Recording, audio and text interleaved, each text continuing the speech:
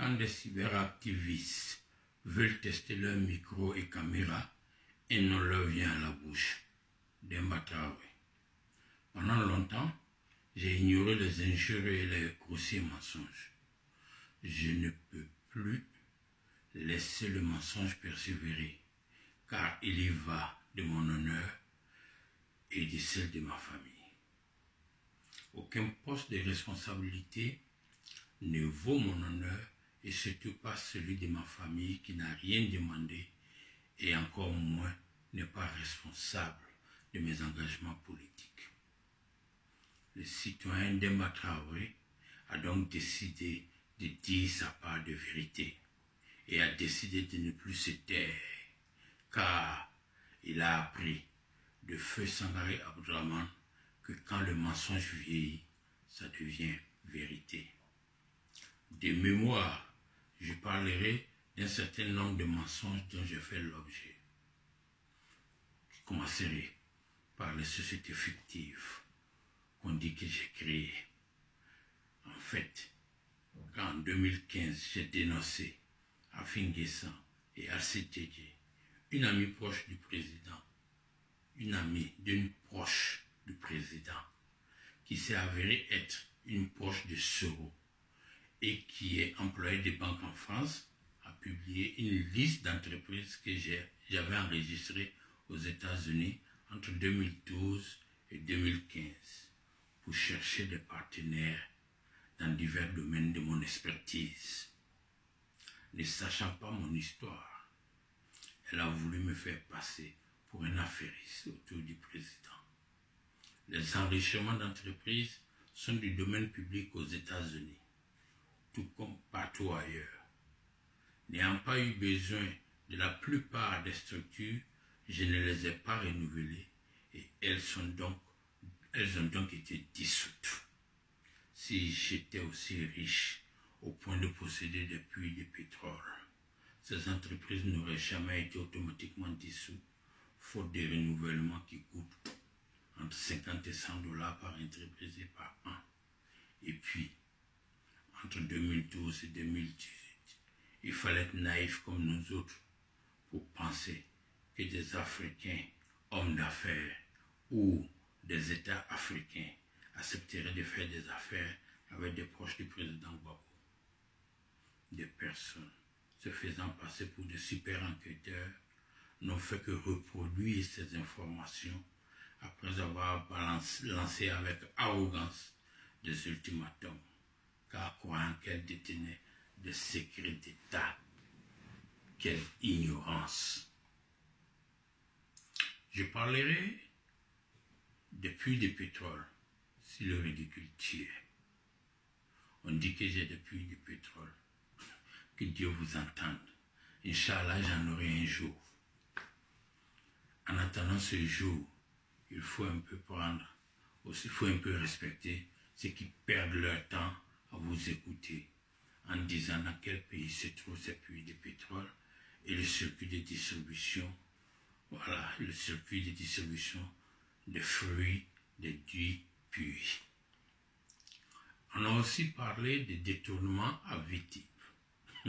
Une fois de plus, si le ridicule tuait, vous seriez déjà mort, car les articles de presse et vidéos qui parlent de ma bonne gouvernance à Vitib existent encore sur le net. J'ai le compte rendu du conseil d'administration qui m'est blanchi et j'ai fait une passation de service en bonne et due forme sous un régime qui m'était hostile. D'ailleurs, dès juin-juillet 2011, le gouvernement Ouattara avait commandité un audit du Vitib qui n'a pu me reprocher la moindre faute. Vous êtes sérieux là? Oui, parlons du fameux dossier Ouai. Le dossier Ouai. Je me suis longuement exprimé sur la question, tant par écrit que par vidéo. Je me suis auto-saisi pour écrire à la direction du Front populaire ivoirien quand Feu Sangaré Abdourahmane assurait l'intérim.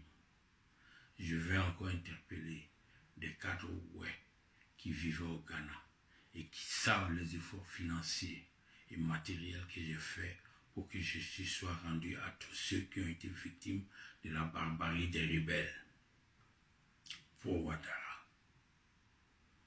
Il y a encore dans les camps de réfugiés au Ghana des Ivoiriens qui savent ce que j'ai fait pour les aider. Cher aîné, vous vous reconnaîtrez, vous vous reconnaissez. Votre silence face aux accusations mensongères et tribalistes à mon endroit et envers Maître Abiba Touré dans les camps devient incompréhensible, pour le moins dire. Je me suis impliqué, parlant du dossier dans cette affaire de recensement de victimes, parce que je pense que les gens ont été ciblés beaucoup plus parce que proches du président Gbagbo qu'à cause de leur groupe ethnique. Sinon, comment expliquer que des pauvres Gbagbo de Korogo, d'Andokwa-Kouté, de Bonnois, de Sassandra aient été massacrés? Le dire ne veut pas dire qu'on nie le génocide, ouais, mais c'est de demander justice pour tous. Je ne regrette pas mon action et revendique à mon humble niveau ma part dans la dénonciation des crimes commis contre les partisans du président Laurent Gbagbo. À ce jour, je reste une des rares personnes qui ont interpellé publiquement lors de l'ouverture du procès à la CPI en janvier 2016, la représentante des victimes pour Ouattara. Drôle de comportement d'une taupe qui a vendu le dossier à Soro ou Séros, selon l'inspiration du jour. La vérité est lente, mais elle finit toujours par rattraper le mensonge. Aujourd'hui, on voit ceux qui sont proches de Soro. Hélas, une fois de plus, le ridicule ne dit pas. Car ceux qui m'accusent d'avoir vendu le dossier à Soro sont muets quand des chefs reçoivent Soro et l'habillent en dignitaire ils lui remettent des rameaux. Tout comme quand Soro est reçu à la haie avec pompe ou quand ses représentants proches reçoivent les cadres du FPI à Séguéla. Pour finir avec cette question, je tiens à dire publiquement qu'une personne est responsable du lynchage médiatique sur les réseaux dont je fais l'objet. C'est Joe Mamadou. Oui, Joe Mamadou, qui a préféré les grâces de sa concubine, Martine Keïvao, au conseil de celui qu'il dit être son nom. Lui seul jour, c'est pourquoi il a choisi de me liquider. À Joe, je voudrais rappeler ce message que je lui ai déjà porté. Quand on ne cherche pas la malédiction, on ne fouille pas dans le lit de son père. Joe, médite sur cela. J'en reviens donc à un autre point qui a fait la une des réseaux ces temps-ci, c'est la vidéo du président Laurent Gbagbo à Bruxelles. Oui, des prétendus experts ont tout dit sur cette vidéo, y compris la période à laquelle elle a été filmée. Les plus qualifiés dans le mensonge et le dénigrement ont entendu la voix de Demba Traoré, qu'ils ont désigné comme le commanditaire de la dite vidéo. Bravo! Mais en vérité, cette vidéo a été publiée le jour même elle a été filmée, c'est-à-dire le 5 décembre 2019. Ce jeudi, je me trouvais à Paris et j'ai des tickets de parking qui font foi. La veille, j'ai fait 2 rendez-vous, le dernier étant avec un vice-président du FPI qui se reconnaîtra. Le lendemain 6 décembre 2019, je voyageais de Paris à Bruxelles avec 2 autres personnalités du parti pour assister à une audience du président du parti accordée à un secrétaire général adjoint qui lui aussi se reconnaîtra. Cette vidéo de 15 secondes, en vérité, a été filmée avec un téléphone et n'importe quel amateur pourra la reproduire. Il n'y a aucune mise en scène, aucune caméra embarquée sur un véhicule. De grâce, prenez-nous un peu au sérieux. Cette vidéo est le fruit du travail d'un paparazzi amateur avec aucune autre intention. Ne voyez pas de complots partout. Ne voyez pas des gens qui narquent X ou Y partout. De grâce. Oui, j'en arrive au point où j'ai fait l'objet d'attaques de supporters de d'autres politiciens qui disent qu'ils sont le pro-Gbagbo. Je voudrais rappeler que jusqu'en décembre 2015, j'étais un illustre inconnu sur les réseaux sociaux, bien qu'il y ait eu une ou deux sorties à la haie qui ont été médiatisées. Mon malheur a commencé quand j'ai décidé de dénoncer les sueurs, AFI, ACTD et bien d'autres complices. Si c'était à recommencer, je le referais. Quand des partisans du cher AFI s'en prennent à moi, c'est de bonne guerre. Mais malheureusement, le constat aujourd'hui est clair et sans appel. Qu'en plus d'eux, il y a ceux qui sont proches ou se revendiquent comme tels du COJEP et du groupe des Insoumis, au président Laurent Gbagbo, est généralement partisan d'un plan B, donc des anti-Gore, c'est-à-dire des anti-Gbagbo ou rien. Le temps nous dira non seulement leur motivation, mais pour qui ils roulent. Last but not the least, leur dernier trouvaille, Demba Traoré répond à Simone Gbagbo, Simone Yves Gbagbo. Ils se sont référés à mon poste en date du 3 décembre, repris ci-dessus. Et ce fut une lecture de bouclier des réseaux cités plus haut. Dans ce poste, j'écrivais que nous n'allons pas éternellement avoir la langue de bois. Il ne sera permis à personne ce qui n'a pas été permis au Séraphis. Personne ne banalisera notre leader, fier d'être bêtement gore. À bon entendeur, salut. Dieu merci que la majorité des gens ont compris la supercherie si je m'en tiens à ceux qui sont venus me soutenir sur ma page.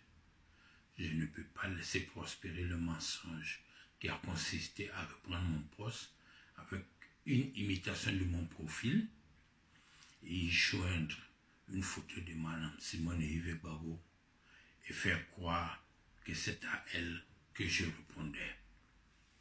Au-delà de la presse qui était à la recherche du buzz, même des journalistes habituellement reconnus pour leur professionnalisme ont failli à la règle élémentaire de leur métier qui consiste à entendre les deux parties. Théophile Kouamouo, pourquoi descendre si bas? Oui, pourquoi descendre si bas? Toi qui as mon numéro de téléphone, toi qui as fait beaucoup de projets avec moi, pourquoi descendre si bas? Pourquoi ce commentaire pour me faire passer pour un agent au service de la France dans le but d'obtenir des visas? Mais alors que tu sais très bien que je n'ai pas besoin de visa pour venir en France. Est-ce parce que tu ne voulais pas assumer tes écrits que tu as signé Tambou Tchandjen? Que dis-je de la représentante du FPI en France et de certains secrétaires nationaux du même parti résidant à Paris qui, sans la moindre courtoisie, qui impose la camaraderie qui consisterait à m'entendre et vérifier les faits, ont fait une déclaration en s'appuyant sur des images truquées pour interpeller publiquement leur supérieur hiérarchique que je suis, commettant ainsi la même faute qu'ils voudraient me reprocher. À toutes fins utiles, je voudrais préciser que mon poste ne pouvait pas être une réponse au propos de la deuxième vice-présidente du FPI pour les raisons suivantes. Et je tiens aussi à préciser que je ne suis pas personne à se déquiloter. Je l'aurais dit, j'aurais répondu à la deuxième vice-présidente, j'aurais assumé cela. Et je sais que les canaux pour lui répondre existent et j'aurais utilisé ces canaux. Maintenant, pour prouver qu'il ne s'agissait pas d'elle, je voudrais mettre l'accent sur 2 phrases de mon poste. Le premier, il ne sera permis à personne ce qui n'a pas été permis au sieur Afi. Oui, Afi a publiquement injurié le président Gbagbo lors d'une conférence de presse pour ne citer que ses dernières sorties. Ensuite, j'ai ajouté, personne ne banalisera notre leader. À ma connaissance, la deuxième vice-présidente n'a ni insulté publiquement le président du parti, ni banalisé notre leader lors de son intervention du 30 novembre devant les femmes de l'EFP. Alors, d'où vient-il que Demba répond à Simone et Yves Gbagbo? Tout comme quand j'écris l'autre qui règne à Abidjan, on dit que Demba nargue encore Simone. Diantre. Depuis quand Madame Simone et Yves Gbagbo règnent à Abidjan? Depuis quand? Vous ne savez pas celui qui règne à Abidjan?